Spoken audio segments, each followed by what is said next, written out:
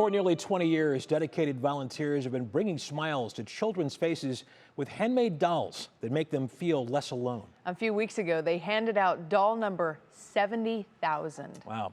Our Lindsay Buckingham shares while volunteers at the Giving Doll feel this is what they were called to do. Jan Householder is waiting on the pediatric floor of Metro Health Medical Center. He gives us out of the bag. Getting ready to give doll 70,000 to a special little girl. You heard that correctly. 70,000 dolls made by Jan and her team at the Giving Doll, a nonprofit that's brought joy and comfort to children around the world. This is what they look like when it's all done. At the Giving Doll workshop in Wadsworth, every stitch and detail are made with love, something from which the Giving Doll was born. I started with 15 volunteers, and we started making them for Catherine. Catherine is Paula McVeigh's daughter and the first recipient of a Giving Doll. In 2005, she was diagnosed with an inoperable brain tumor called a brainstem glioma. Jan wanted to know what she could do for Catherine. And Catherine said, I want to do something for the other children.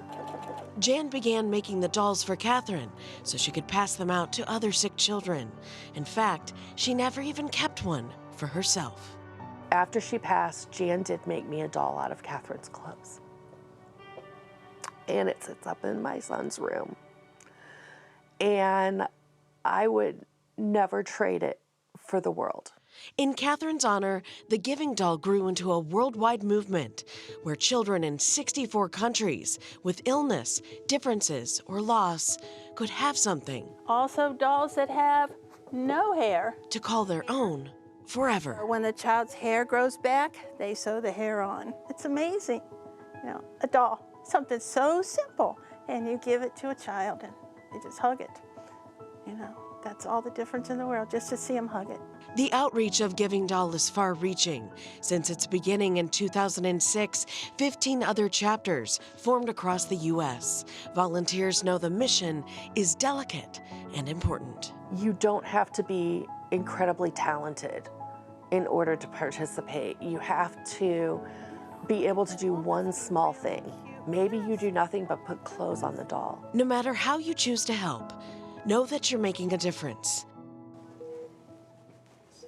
in the way Jan is about to today. I'm excited to meet her, excited to give her this doll. At Metro Health Medical Center with the 70,000th doll. Hi.